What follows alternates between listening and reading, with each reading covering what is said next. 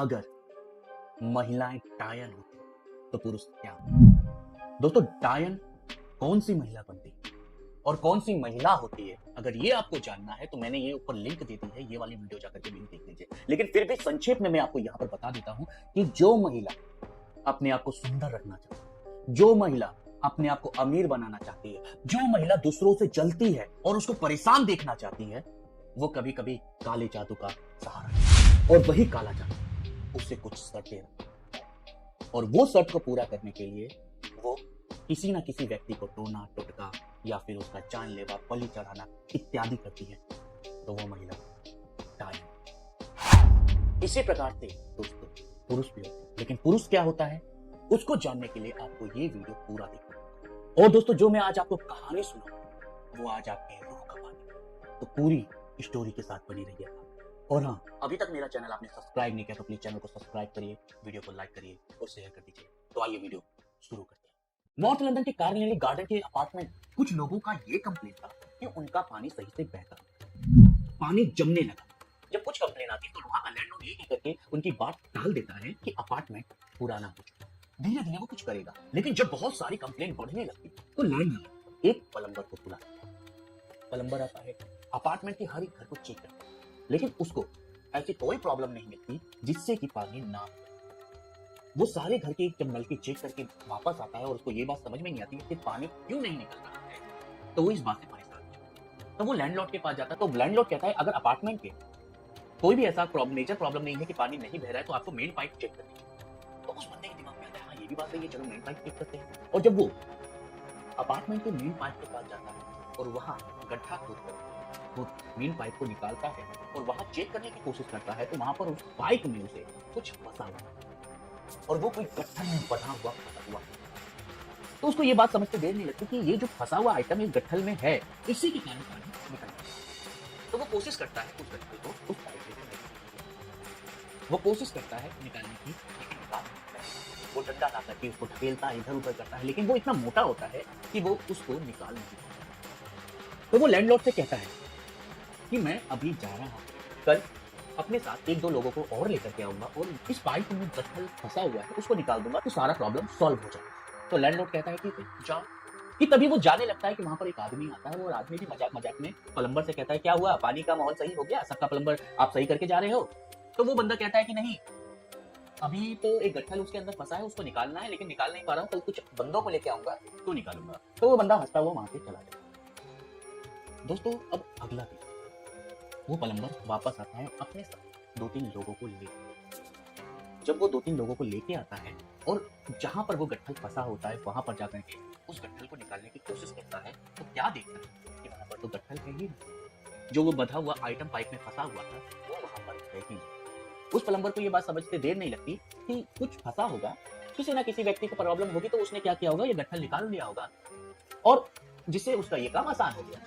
तो वो लैंडलॉर्ड से कहता है कि भैया गट्ठल तो साफ हो गई, पाइप आपकी साफ हो चुकी है, अब हमें कोई कुछ करने की जरूरत नहीं है, तो एक काम करते हैं हम लोग निकलते हैं। तो वो लैंडलॉर्ड कहता है ऐसा है, ठीक है आप लोग जाइए। तो वो क्या करते हैं, उस गड्ढे को बंद करते हैं और कोलंबस वहां से चलते हैं। दोस्तों, कहानी यही खत्म नहीं हुई, कहानी तो आप दोस्तों, जब प्लम्बर वहां से जाने लगता है, कुछ ही दूर पहुंचने के प्लम्बर के दिमाग में एक बात आती है, तो वो कहता है जाकर के लैंडलॉर्ड से कि मुझे यहाँ के कुछ मकानों की टोटियां और चेक कर लेनी चाहिए, शायद वहां पर कुछ फंसा हो, आया हो तो सारा काम क्लियर करके ही जाना है। तो लैंडलॉर्ड कहता है ठीक है, जाकर के जो बचे हुए अपार्टमेंट है उनकी भी जाकर के नल के और पानी के निकास को चेक। तो वो बंदा जाता है वहाँ के हर एक अपार्टमेंट को चेक करता है, वहाँ के टोटियां चेक करता है, वहाँ के नल के चेक करता है, सभी के सही निकलते हैं। लेकिन जब वो अपार्टमेंट नंबर 23 में जाता है और उसका दरवाजा खटखटा तो अंदर से एक आदमी की चिल्लाने का, कौन है? प्लम्बर कहता है कि मैं प्लम्बर हूँ और आपके यहाँ के नलके को चेक करने आया हूँ कि कहीं आपका पानी भी तो फंसता नहीं है। लेकिन अंदर से ही आवाज आती है कि नहीं नहीं, मेरा कोई पानी फंसता नहीं है, तुम चुपचाप यहाँ से निकल जाओ, मुझे कोई प्लम्बर की जरूरत नहीं है। लेकिन प्लम्बर कहता है देखिए, मुझे यहाँ की जो मालिक है उनका आदेश है कि मैं अपार्टमेंट के हर एक मकान को चेक करूँ, इसलिए मुझे आपका भी मकान चेक करना है। तो वो अंदर बैठा आदमी जब मकान मालिक का नाम सुनता है तो वो धीरे से दरवाजा खोलता है और जैसे ही दरवाजा वो बंदा खोलता है तो जो प्लम्बर होता है उसको बहुत ही गंदी खुशबू उसके घर, उसको समझ में नहीं आता कि जैसे बदबू आ कहां से रही है। वो तुरंत अपनी नाक बंद करता है और उस बंदे से कहता है कि भैया ये आपके घर में से ऐसी बदबू कहां से आ रही है? तो वो बंदा कहता है अरे वो मैं थोड़ा मुर्गा लेके आया था मतलब चिकन लेके आया था, उसको बनाने की कोशिश कर रहा था तो वो जल गया, इसलिए ये जल गया तो घर के अंदर ऐसी बदबू फैल गई है। तो वो बंदा जो प्लम्बर होता है अपनी नाक दबा करके धीरे से घर के अंदर जाता है और पाइप लाइन होती है जहाँ से वो पानी का सप्लाई निकलता है, वो वहां पर जाता है और वहां के पाइप लाइन को खोल करके चेक करता है। तो अब प्लम्बर को उसके पाइप लाइन जब वो चेक करता है तो उसमें कुछ हड्डियां मिलती है। तो उसको लगता है कि मुर्गे सुर्गे की हड्डियां होंगी, छोटी छोटी हड्डियां होंगी, तो वो हड्डियों को निकालता है और निकाल करके जब बाहर आता है तो उसमें कुछ उंगलियों की भी अंश थे। अब इस बात से प्लम्बर जो पूरा तहल कि भैया ये उंगलियां, और उसको ये बात समझते देर नहीं लगती कि ये इंसानी हड्डियां।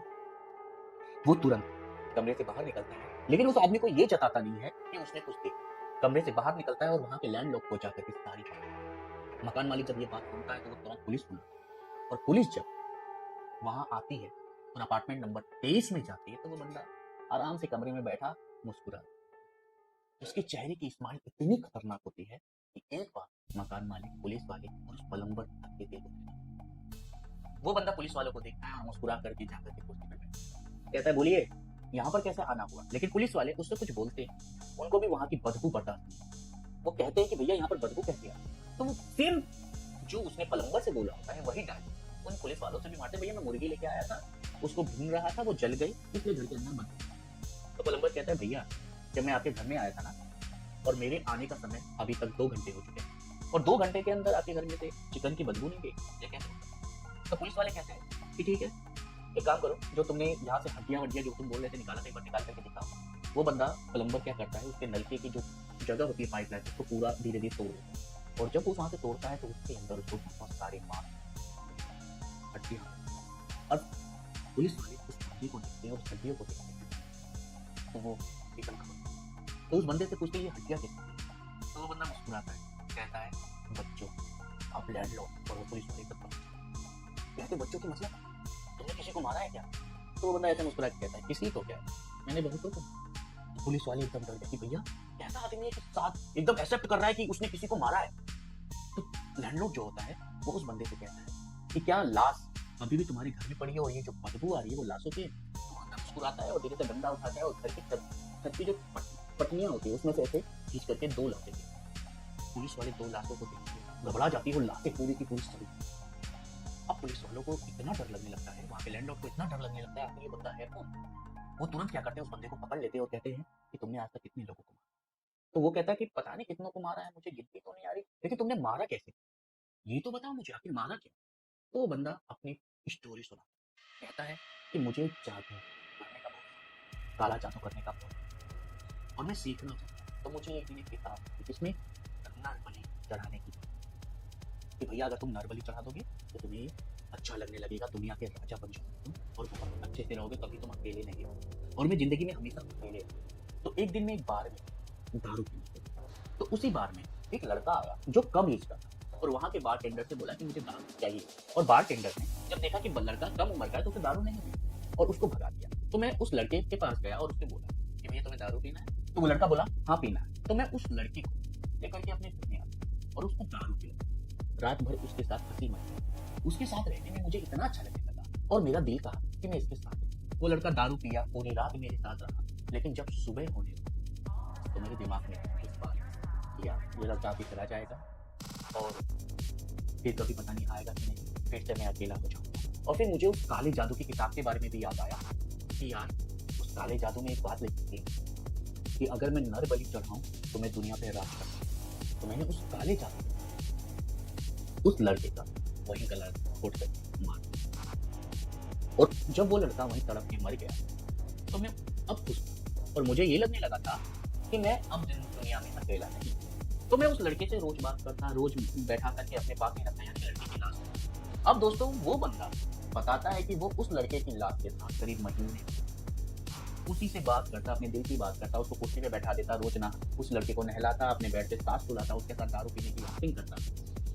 और जब लाश में से दोस्तों बदबू आने लगे तो वो आदमी बताता है कि जब बदबू आने लगी लाश में तो मैंने उसको काट करके छोटे छोटे बोटे में अपने इसी पानी के टंकी में बहाने की कोशिश की, और बड़ी जो पार्ट में काट नहीं पा रहा था उसको बाहर के टंकी में फेंक दिया। और वो ही टंकी का जो फेंका हुआ पार्ट था वही कल तुम गट्ठर में पाए थे और निकाल नहीं पा रहे थे। मैं रात में जाकर के उस गट्ठर को वहां से हटा दिया था, इसलिए सुबह तुम्हें वो जो नाली के अंदर गट्ठर फंसा था वो नहीं मिला।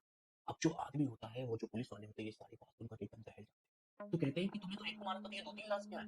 तो वो आदमी बताता है कि मुझे नर बलि और उसके मरे हुए आदमी के साथ रहकर के इतना अच्छा लगने लगा कि मैं ऐसे ही जाता, 16-17 साल के बच्चों को बोलता कि दारू पीना है, बियर पीना है, उसके बहाने अपार्टमेंट में लाता, उसके साथ एक रात दारू पीता और अगले दिन उनको मार देता और फिर उसके साथ ऐसे जादू करता, टोटका करता और ऐसे मैंने बहुत सारी स्थितियां प्राप्त की। इसलिए मैं अब कोई आम आदमी नहीं रहा, मैं डायरा बन चुका। तो पुलिस वाले सोचते हैं डायरा क्या होता है? तो वो आदमी पुलिस वालों को समझाते हैं कि जैसे जो महिला टोना टोटका देती है, लोगों को श्राप देती है, लोगों की जिंदगी हराम कर देती है काले जादू से।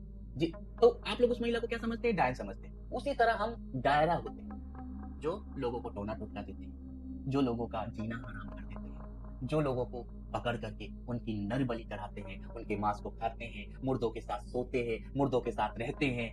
अब इसी प्रकार से डायरा, पुलिस वालों का ये पूरा सुन करके रूह कांप जाती है। दोस्तों, डायरा इतने खतरनाक होते हैं कि वो नर बलि देने के चक्कर में अपने मानसिक संतुलन तक खो देते हैं और वो जादू टोना करने के चक्कर में लोगों को मारते हैं और वो जादू टोना सीखने के चक्कर में, ब्लैक मैजिक सीखने के चक्कर में बहुत कुछ करते हैं और अपनी शक्तियों को सिद्ध करके लोगों को परेशान करते हैं। दोस्तों, डायरा आपके अगल बगल कोई भी हो, तो खास कर आप किसी भी इंसान पर भरोसा करें और खास करके वो अगर अजनबी हो। दोस्तों, अगर आज की वीडियो आपको पसंद आई तो प्लीज चैनल को सब्सक्राइब करिए, वीडियो को लाइक करिए और शेयर करिए। मिलते हैं अगली और भी